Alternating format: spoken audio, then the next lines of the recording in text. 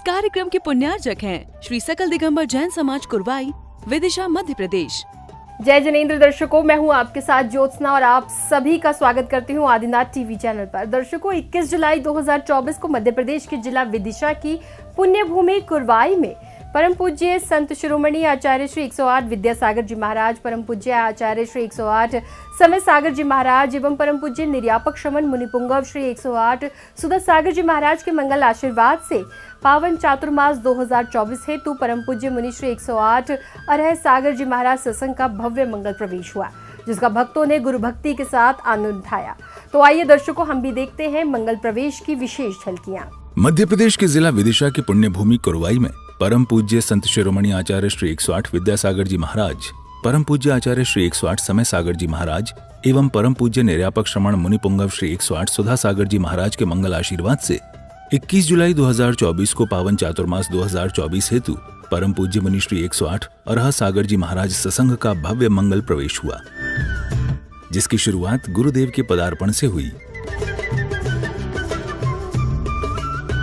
गुरुदेव के जयकारों के साथ भक्तों ने गुरुदेव के मंगल प्रवेश में सहभागिता की।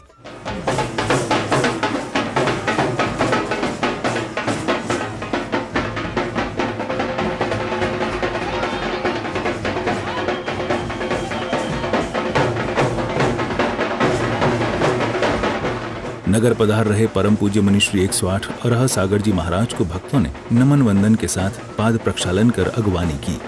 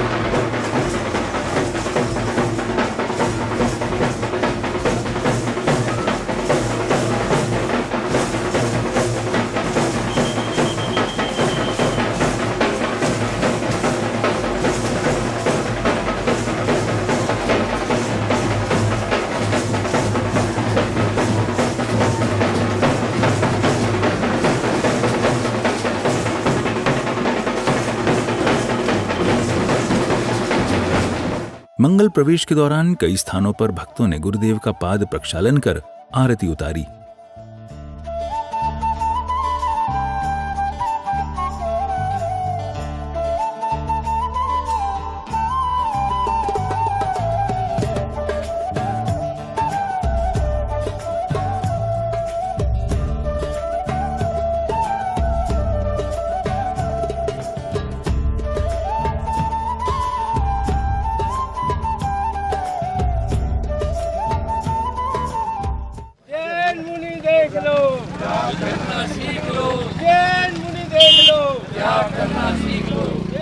मंगल प्रवेश में हाथों में धर्म ध्वजा लिए भक्तजन काफी उत्साहित दिखे।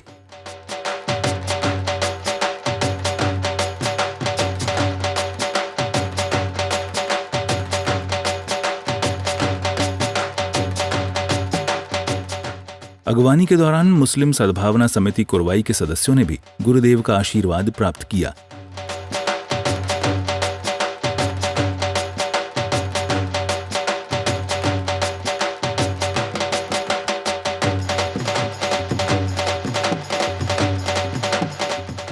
दिव्य जय घोष की सुर मधुर धुन के साथ कुरवाई में हो रहे गुरुदेव सत्संग के मंगल प्रवेश जुलूस में कई प्रकार की झांकियां भी निकाली गईं।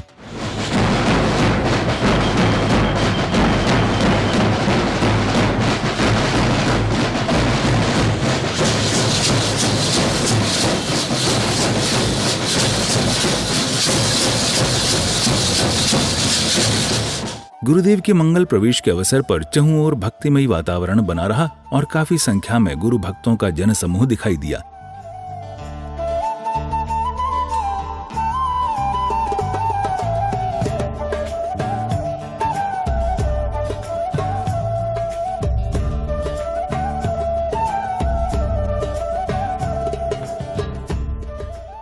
कुरवाई के भक्तों ने गुरुदेव सत्संग की भव्य अगवानी कर अपने जीवन को धन्य बनाया।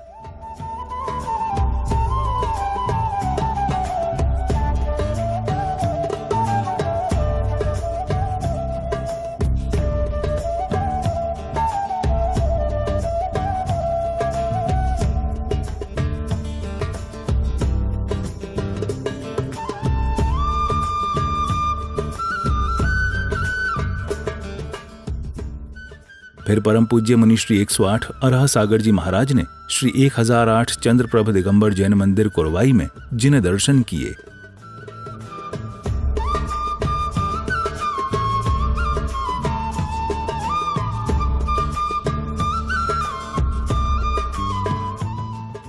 नगर आगमन को लेकर कुरवाई का जैनेतर समाज भी काफी उत्साहित रहा।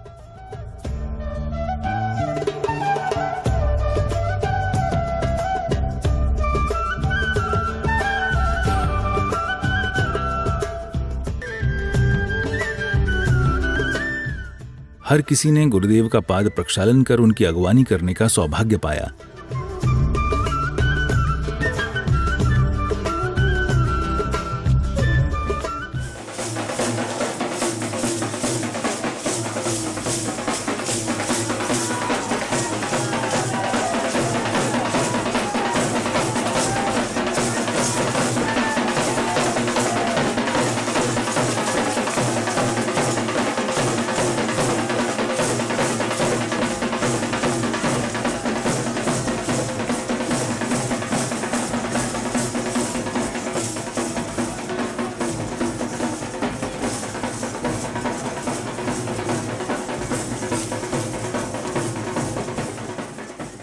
अगले क्रम में एक और परम पूज्य मुनि श्री 108 अरह सागर जी महाराज ने मंदिर जी में जिन दर्शन किए, तो वहीं दूसरी ओर श्राविका ने मंगलाचरण किया। पंख लगाकर हवा चली तो जंगल से कह आई, जंगल ने यह हवा चहक कर नदियों तक पहुंचाई। नदियों ने यह खबर छाप दी सागर के पन्नों पर, और सागर से यह खबर ले गए नभ के पार जलोदर। फूलों के स्वर, झरनों के स्वर, फूलों के घर झरनों के स्वर, सब में यही खबर है। छोटे और बड़े बाबा की जोड़ी अजर अमर है, छोटे और बड़े बाबा की जोड़ी अजर अमर है। तो बोलिए मेरे भगवान, आपके भगवान, इस युग के कर्ता धर्ता, इस युग के भगवान संत शिरोमणि आचार्य गुरुवर श्री विद्यासागर जी महाराज की जय। चरण धूल अपने गुरुवर की, शिष्य शीश पर वंदन है। गुरुवर के चरणों का वंदन संयम का ही बंधन है। शिष्य और गुरुवर दोनों में अमिट प्रेम का बंधन है। गुरुवर की हर श्वास शिष्य के भक्त हृदय का स्पंदन है। बचमन विद्यासागर, सजमन विद्यासागर, बचमन विद्यासागर, सजमन विद्यासागर, बचमन विद्यासागर, सजमन विद्यासागर, बचमन विद्यासागर, सजमन विद्यासागर। मंगलाचरण के बाद पुण्यशाली श्रावक श्रेष्ठियों ने चित्रानावरण एवं दीप प्रज्वलन कर कार्यक्रमों को गति प्रदान की। ज्योत से ज्योत जलाते चलो, ज्ञान की गंगा बहाते चलो, ज्ञान की गंगा बहाते चलो। दीप प्रज्वलन के बाद भक्तों ने गुरुदेव को श्रीफल समर्पित कर मंगल आशीर्वाद प्राप्त किया।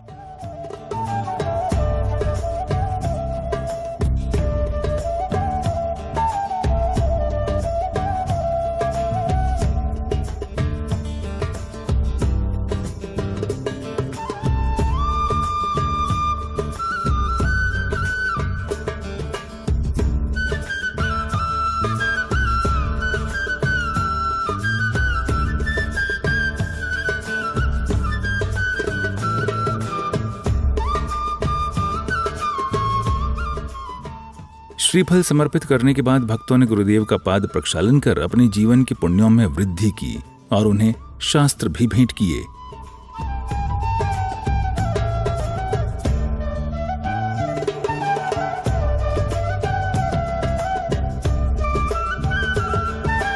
जिनवाणी जिन मैया जन्म दुख मेट दो जिनवाणी। शास्त्र भेंट के पश्चात भक्तिभाव के साथ अष्ट द्रव्यों से गुरु पूजन कर भक्तों ने गुरु पूर्णिमा महोत्सव मनाया। ओम ह्रूम श्रवण संस्कृति संवर्धक आचार्य गुरुवर्षि विद्यासागर जी महामुनीन्द्रेभ्यो नमः।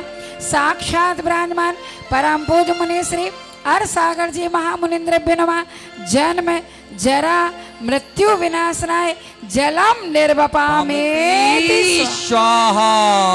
चलिएगा जब तक मैं विश्व हित चिंतकाचार्य गुरुवर्षि विद्यासागर जी महामुनीन्द्रेभ्यो नमः। बाकी की साक्षात भाभी चाची लोग आ जाएं दूसरे ट्रिप में। परम पूज्य अरसागर जी महामुनीन्द्राय नमः। संसार ताप विनाशनाय चंदनम निर्वपामेति स्वाहा। ओम ह्रूम शुद्धोपयोगी भावलिंगी संत संत श्रोमणी आचार्य गुरुवर्षि विद्यासागर जी महामुनीन्द्रेभ्यो नमः। साक्षात विराजमान परम पूज्य अरसागर जी महामुनीन्द्रेभ्यो नमः। अक्षय गुण प्राप्त अक्षतान निर्वपामेति।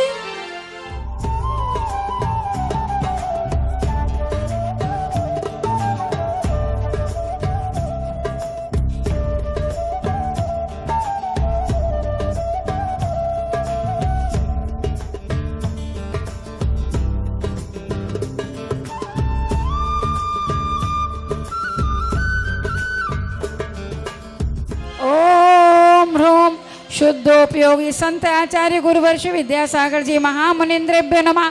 साक्षात विराजमान परम पूज्य मुनि श्री हरसागर जी मुनीन्द्रेभ्यो नमः। अष्ट कर्म दहनाय धूपम निर्वपामेति स्वाहा। सागर उमर पड़े मुनि राज देश भूषण से तुम सत ब्रह्मचर्य ले निकल पड़े। आचार्य ज्ञान सागर ने सन 68 में मुनि पद दे डाला। अजमेर नगर में हुआ उदित मानो रवि तब हरने वाला। परिवार तुम्हारा सबका सब जिन पथ पर चलने वाला है। वह वेद ज्ञान की सैनी से गिर कर में काटने वाला है। तुम स्वयं तीर्थ से पावन हो तुम हो। महामुनि महामौनी महाज्ञानी महाकवि महातपस्वी संत श्रोमणी आचार्य गुरुवर्षि विद्यासागर जी महामुनीन्द्रेभ्यो नमः। आचार्य समय सागर जी महामुनीन्द्रेभ्यो नमः। साक्षात विराजमान परम पूज्य अरसागर जी महामुनीन्द्रेभ्यो नमः। जलफलादि जयमाला पूर्ण महाअर्घ्यम निर्वपामेति स्वाहा।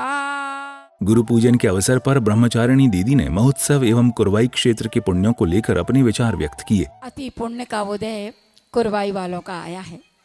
पता नहीं कब से पुण्य को गाढ़ा कर रहे थे और गाढ़ा करते करते 2024 में गाढ़ा हो पाया है कि जहां आचार्य भगवंत ने तो दिया ही आशीर्वाद, लेकिन हमें निर्यापक श्रमण मुनि श्री सुधा सागर महाराज जी के आशीर्वाद से हमारे नगर में अरसागर महाराज जी आए हैं। ये किसके आशीर्वाद से आए हैं? मुनि श्री आचार्य भगवान का आशीर्वाद भी था, समय सागर जी का भी आशीर्वाद रहा और साक्षात प्रेरणा किसकी मिली? सुधा सागर जी की। अति कहते हैं ना, आज गुरु पूर्णिमा के दिन गुरु उपकार को हमेशा याद रखना चाहिए।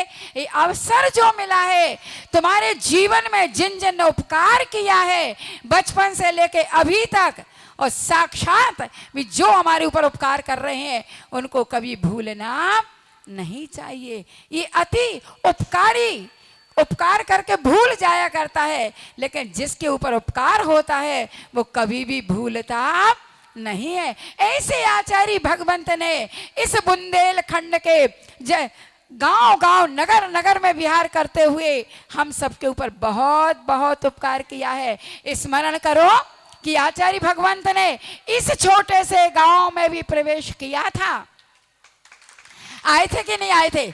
आए थे, पहली बार 89 में आए थे, सिरोंज का पंच कल्याण करके आए थे और 3 दिन रुके थे यहाँ पर। प्रथम आहार यहीं पर हुआ था भाई के यहाँ, और इसके बाद में गुड़ाजी के यहाँ हुआ था। और इसके बाद बहुत अच्छे से उस समय की समाज ने इतने अच्छे से विमान महोत्सव किया था। दीदी के उद्बोधन के बाद परम पूज्य मुनि श्री 108 अरहा सागर जी महाराज ने अपने प्रवचनों के माध्यम से भक्तों को गुरु की महिमा बताई।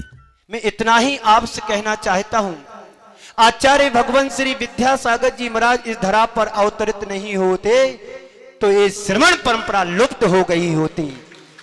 आचार्य गुरुवर श्री कर्नाटक में जन्म लिया और बुंदेलखंड में आकर के पूरे देश को एक उदाहरण प्रस्तुत करके चले गए।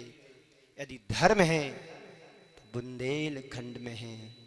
ये आज कोई छोटे से बच्चे से पूछो कि आचार्य श्री कौन, तो कहते विद्यासागर महाराज। ये भारत तो ठीक है, विदेश में भी यदि नाम लिया जाता है वही भारत देश जहां पर विद्यासागर महाराज रहते हैं।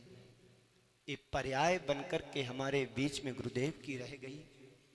गुरु ब्रह्मा, गुरु विष्णु, गुरु महेश्वर। हम गुरु के 3 रूप देखते हैं, कभी ब्रह्मा भी कहते हैं, कभी विष्णु भी कहते हैं, कभी महेश भी कहते हैं। ये सब पर्यायवाची शब्द हैं, और जिसके हृदय में गुरु विराजमान हो जाता है वो संसार में परमेश्वर बनने की श्रेणी में आ जाता है। हम भारत के अलावा अन्य देशों को देखते हैं, वहां गुरु की कोई परंपरा नहीं है। गॉड मिल जाएंगे, गाइड मिल जाएंगे, यदि गुरु को तुम्हें पाना है तो भारत वर्ष में ही तुम्हें गुरुदेव मिलेंगे।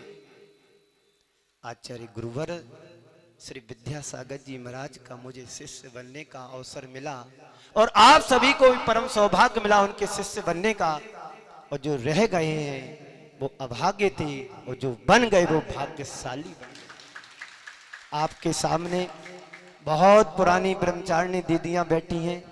जब मेरा जन्म नहीं हुआ था तब वो व्रत लेकर के निकल चुके थे। ये बड़े सौभाग्यशाली हम लोग हैं कि जिस देश में खून की नदियां बहती थीं, आज गुरुदेव की वाणी बह रही है। गुरुदेव यदि बनकर के इस बुंदेलखंड को नहीं सिंचित किया होता तो आज हम लोग वीरान दशा में घूम रहे होते। ना दीदियां मिलती, ना आरिकाएं मिलती, ना गुरु मिलते, ना शिष्य मिलते। किसकी कृपा है बोलो? कौन सा गांव है जी? कौन सा गांव? कौन सा गांव? आप लोग सुन रहे हो ना? गुरुदेव यदि नहीं हुए होते हम और आप यहां पर बैठे नहीं होते। भारतीय परंपरा में यदि गुरुदेव का जो स्थान है, जो एक वेदी में विराजित भगवान का स्थान है, वही स्थान हम सबके बीच में गुरुदेव का स्थान होता है। किसी ने बहुत अच्छी पंक्तियां कही हैं, ज्ञान का सागर, ज्ञान का सागर विद्या के सागर में ढल गया, अमृत वही है प्याला बदल गया। अमृत वही है, प्याला बदल गया। अब प्याला क्या बदला? पूरा सिंहासन बदल गया। अब वो विद्या का सागर समय के सागर में ढल गया। वो समय के साथ हम सबको चलना है, हाथ से हाथ मिला करके, कदम से कदम मिला करके गुरुदेव की एक एक बात को हम सबको अक्षर से पालन करना है। अब ये ध्यान रखना, गुरुदेव अभी देखते नहीं थे, अब ऊपर से सबको देख रहे हैं कि तुम कितने पानी में हो। जिन वाणी की बात को याद रखोगे, गुरु की वाणी को याद रखोगे, तो गुरुदेव वहीं से तुमको आशीर्वाद प्रदान करेंगे। आप लोग चाहते गुरुदेव की छत्र छाया हम सबके ऊपर बनी रहे? बोलो, जितने भी लोग यहाँ बैठे हैं, आप चाहते गुरु का आशीर्वाद हम सबके ऊपर बना रहे? तो जोरदार तरीके से गुरुदेव के चरणों में जयकारा लगाओ। बोलिए परम पूज्य आचार्य गुरुवर श्री विद्यासागर जी महाराज की, परम पूज्य आचार्य श्री समय सागर जी महाराज की, परम पूज्य निर्यापक श्रवण पूर्व पूज्य योग सागर जी, सुधा सागर जी, समता सागर जी, नियम सागर जी महाराज की।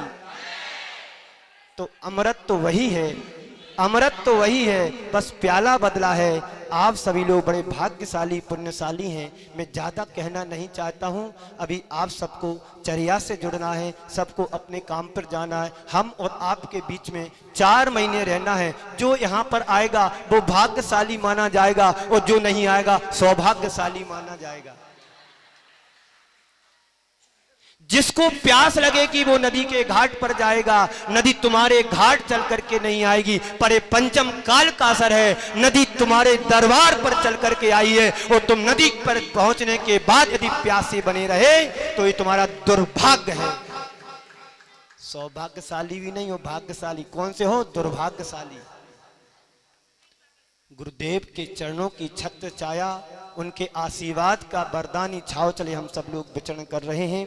आज हमारे बीच गुरुदेव नहीं है तो गुरुदेव की छाया बन करके हम सब विचरण कर रहे हैं। अभी मैं पूज्य सुधा सागर जी महाराज, योग सागर जी महाराज और 3 माह में कुंडलपुर में पूज्य पूरे संघ के सानिध्य में रहा। पूज्य समय सागर जी के महाराज का आशीर्वाद लेकर के निकला। गुरुदेव संयोजना बनती है, बिगड़ती है, कोई बात नहीं। आपकी छत्र छाया, आपका आशीर्वाद मेरे ऊपर बना रहे। आज नहीं तो कल आपकी छाया का मैं पात्र बन सकूं।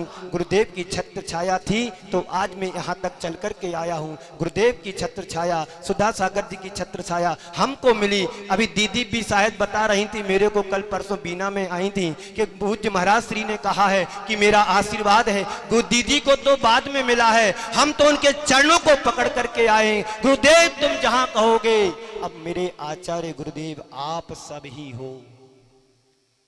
दोनों हाथों से खूब सिर पर रख करके आशीर्वाद दिया। अशोक भैया बाजू में खड़े थे, पारस ब्रह्मचारी बाजू में खड़ा था, सामने आरिकाएं 4 उपशांतमती माता जी बैठी थी। उन सब ने भी सराहना की, बहुत अच्छा महाराज श्री, आप इनको आशीर्वाद दो, आपके आज्ञा से चातुर्मास करे। उनने 3-4 गांव बतलाए, लेकिन तुम लोगों का परम सौभाग्य था कि मैं वहां से निकला नहीं, यहाँ से कुड़वाई वाले निकल गए।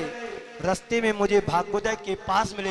हमने कही जाओ दौड़ लगाओ, महाराज श्री का आशीर्वाद लेकर के आओ। उन्होंने आशीर्वाद दिया, मैंने भी कह दिया कि जो है सो सही है। मुझे अब कहीं दरकार नहीं है, डर नहीं है। जिसकी सिर पर गुरुओं का आशीर्वाद होता है, संसार में कितना भी भटक ले, भटका हुआ नहीं माना जाता है। तो आप लोग गुरु से डोर बांधना चाहते हो? अभी दीदी बता रही थी 88-89 में गुरुदेव का यहाँ पर पदार्पण हुआ। मेरा तो जन्म भी नहीं हुआ था, मेरा जन्म तो 99 में हुआ। 10 साल पहले गुरुदेव आप सबको आशीर्वाद दे करके यहाँ पर गए। आप सभी परम सौभाग्यशाली हैं। गुरुदेव के प्रवचनों के बाद एक बार फिर भक्तों ने गुरुवर को शास्त्र भेंट करने का अवसर प्राप्त किया।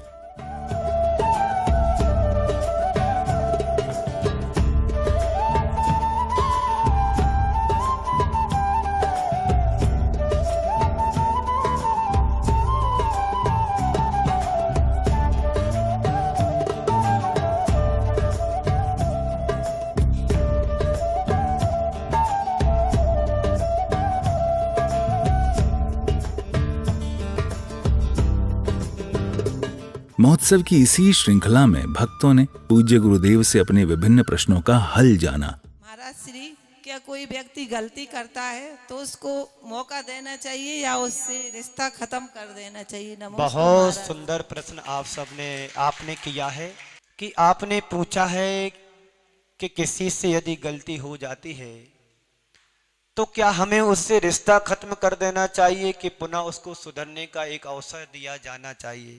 पर संत कहते हैं गलती इंसान से होती है, भगवान से नहीं। हर व्यक्ति गलतियों का पुतला होता है, लेकिन गलती के साथ हमें उसको सुधरने और समझने का अवसर दिया जाना चाहिए। यदि हम ऐसा नहीं करते हैं, उस व्यक्ति से ही गलती नहीं कर रहे हैं, उससे बड़ी गलती आप कर रहे हैं जो उसको सुधरने और संभलने का अवसर नहीं दिया जा रहा है। बात समझ में आ रही होगी। हम लोग भी हैं, गुरुदेव के चरणों में रहते हैं, गलतियां हम लोगों से भी हो जाती हैं। आचार्य श्री हमेशा सुधरने और संभलने का अवसर देते थे। गलती व्यक्ति से होती है, इंसान से होती है, भगवान से नहीं होती है। हाँ, ये बात अलग है, बार बार कोई गलती यदि उसको करता है तो वो इंसान नहीं शैतान की श्रेणी में आता है। एक बार, दो बार, तीन बार गलती होती है, माफ करने की जगह माफ करना चाहिए, और बार बार गलती करता है तो उससे मध्यस्थ भाव हो जाना चाहिए। रिश्ता कभी खत्म नहीं करना चाहिए, रिश्ते को बराबर बनाकर रखना चाहिए। संभलेंगे, सुधरेंगे, समय पर हर चीज संभलती है। रिश्ते बनते भी हैं, बिगड़ते भी हैं, पर बिगड़े हुए रिश्तों को बनाना हमारा धर्म और कर्तव्य होता है। रिश्तों को बना करके रखें ताकि तुम्हारे जीवन में आनंद और खुशियों की बहार आए। तो मैं आप सबसे यही कहना चाहता हूं कि अवसर जरूर दिया जाना चाहिए सामने वाले को संभलने और सुधरने का, जिससे वो अपने जीवन को और ऊंचा उठा सकें। यदि हम अपराधी को अपराधी की दृष्टि से देखते हैं तो कभी व्यक्ति जीवन में सुधर नहीं पाएगा, न उठ पाएगा। और अपराधी को यदि हमने अपराधी की दृष्टि से नहीं देखा, साधर्मी है, तो वास्तव में वो व्यक्ति अपने आप को बहुत आगे ले जाने में समर्थ होगा। मैं समझता हूं आपको उत्तर मिला। वर्ण आश्रम व्यवस्था से क्या लाभ है? भगवान ऋषभ देव के द्वारा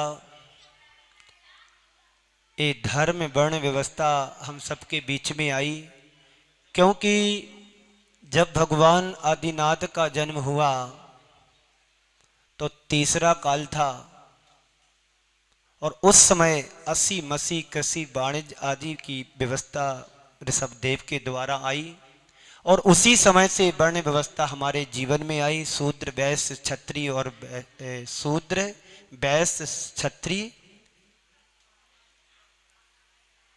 ब्राह्मण, ये 4 वर्ण व्यवस्था है, कर्म के आधार पर निर्धारित की गई हैं। तो ये व्यवस्थाएं अनादि से हैं और आगे तक चलेंगी। यही से समाज की व्यवस्था व्यवस्थित बनी रहती है।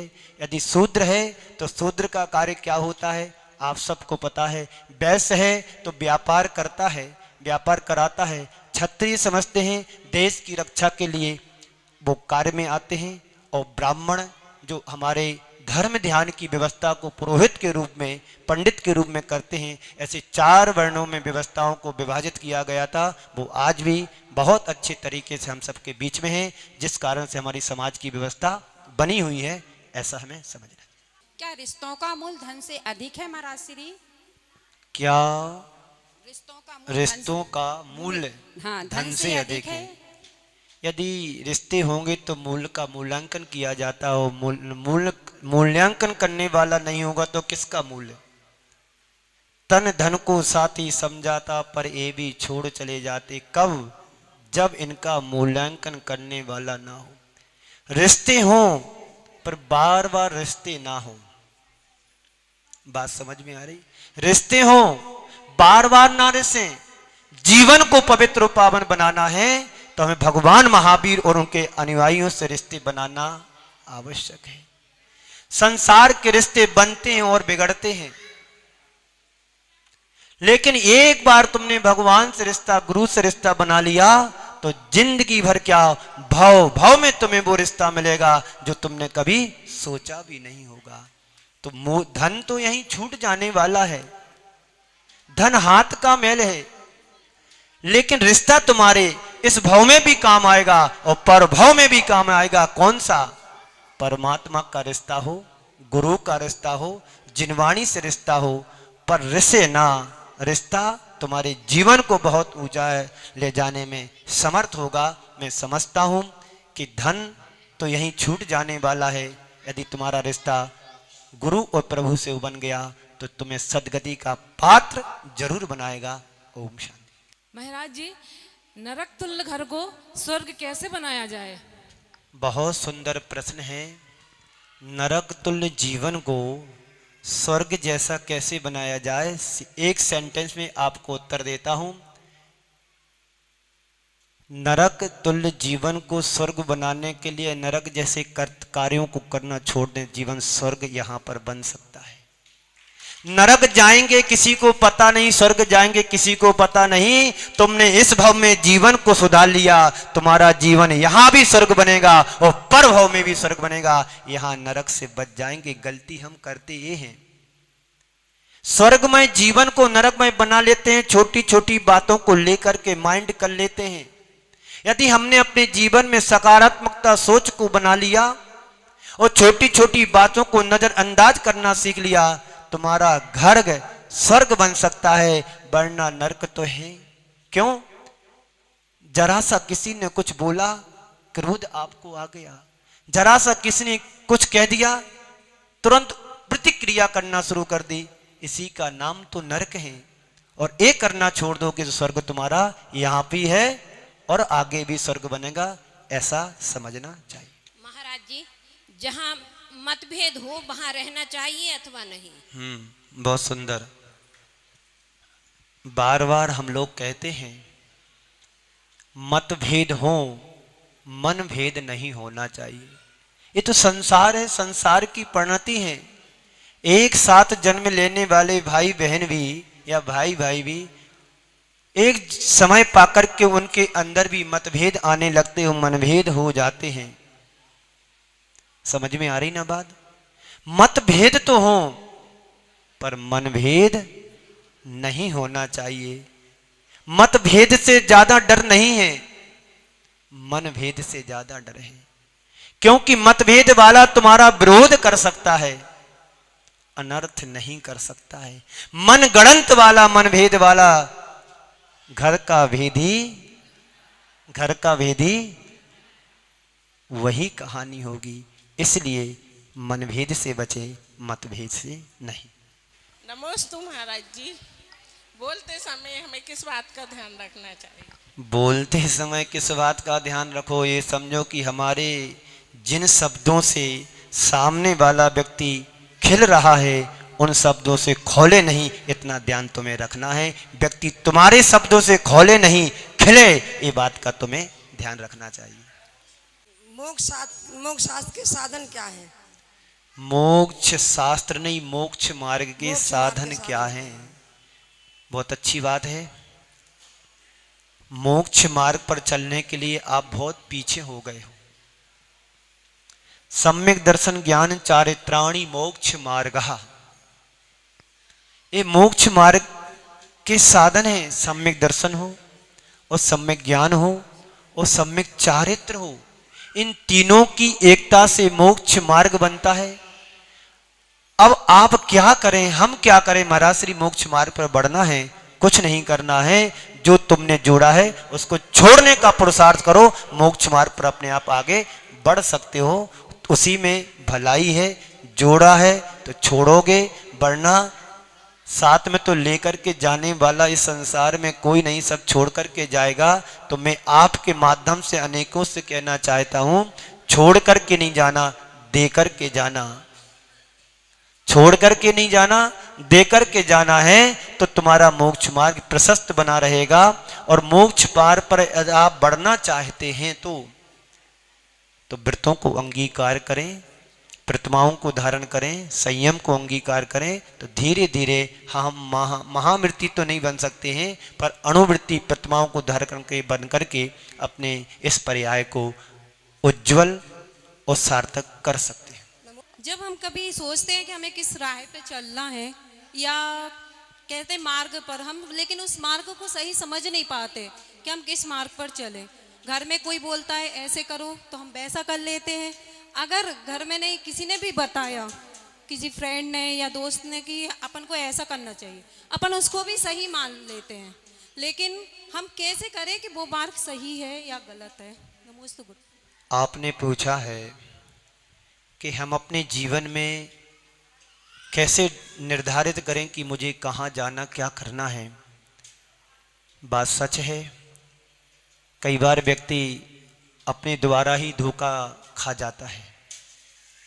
लेकिन हमें ये सोचना चाहिए, विवेक रखना चाहिए कि इस मार्ग पर जाएंगे हमारी क्षमता क्या है, हमारे अंदर की क्वालिटी क्या है, जिससे उस मार्ग को हम अपना सके, अपने जीवन को आगे बढ़ा सके। हमारे आचार्यों ने दो ही मार्ग बतलाए हैं, तीसरा कोई मार्ग नहीं बताया है। एक ग्रस्त मार्ग बतलाया है, दूसरा मोक्ष मार्ग बतलाया है। हम मोक्ष मार्ग पर डायरेक्ट नहीं चल सकते हैं तो ग्रस्त मार्ग को अपना करके अपने जीवन को आगे बढ़ाया जा सकता है। आपने कहा है हम कैसे डिसीजन लें, कोई कुछ कहता है, कोई कुछ कहता है, ये स्थिति तब बनती है जब हमारे अंदर का कॉन्फिडेंस वीक होता है। जब हमारे अंदर का कॉन्फिडेंस वीक होता है तो हम कभी अपने जीवन में निर्धारित नहीं कर पाते, डिसीजन नहीं ले पाते कि मुझे करना क्या है। ऐसे व्यक्ति अपने जीवन का कभी उत्थान नहीं कर पाते हैं, अपने जीवन में कभी अपना डिसीजन नहीं ले पाते हैं। इसलिए विवेक और सोच हमारी सही रहे तो हम अपने जीवन में सही डिसीजन ले पाएंगे। अपना कॉन्फिडेंस, विश्वास इतना पक्का रखो कि जो मैंने सोच लिया है ये सही सोचा है और आगे बढ़ जाओ, तो कभी जीवन में तुम फेल नहीं हो पाओगे। करते क्या है कि हम अपनी बात पर विश्वास नहीं करते हैं। एक नया बच्चा समझदार हो गया, 20 साल का हो गया, पहली बार गाड़ी चला रहा है। अब उसके मन में, उसके परिवार के मन में ये लग रहा है मेरा बेटा पहली बार गाड़ी चला रहा है, कहीं एक्सीडेंट ना हो जाए, कहीं एक्सीडेंट ना हो जाए, कहीं एक्सीडेंट ना हो जाए। नहीं होना होगा तो हो जाता है, पर ये सोचो कि मेरा बेटा कितना अच्छा हो गया, समझदार हो गया, कम से कम गाड़ी तो चलाने लगा है। पॉजिटिव और नेगेटिव, सकारात्मक सोच और नकारात्मक सोच, ये दोनों हमारे जीवन में सही होना चाहिए। कहाँ नेगेटिव सोच रखना है, कहाँ सकारात्मक रखना है। इसी मंगल पुनीत भावना के साथ मैं आप सभी को पूज्य गुरुदेव के चरणों में नमन अर्पित करते हुए यहीं पर विराम देता हूँ। बोलिए परम पूज्य आचार्य गुरुवर श्री विद्यासागर जी महाराज की। भक्तों के प्रश्नों के हल के साथ ही महोत्सव का समापन हुआ। दर्शकों, अभी आप देख रहे थे मध्य प्रदेश के जिला विदिशा की पुण्य भूमि कुरवाई में 21 जुलाई 2024 को हुए परम पूज्य मुनिश्री 108 अरह सागर जी महाराज सत्संग के भव्य मंगल प्रवेश की विशेष झलकियां, जिसमें आपने देखा कि भक्तों ने मंगल प्रवेश में सहभागिता कर गुरु आगवानी के साथ अपने जीवन को धन्य बनाया। तो दर्शकों, आज के इस कार्यक्रम में फिलहाल बस इतना ही। अभी समय है आपसे विदा लेने का। दीजिए मुझे आज्ञा और आप देखते रहिए आपका अपना आदिनाथ टीवी चैनल। जय जिनेंद्र। इस कार्यक्रम के पुण्यार्चक थे श्री सकल दिगंबर जैन समाज कुरवाई, विदिशा, मध्य प्रदेश।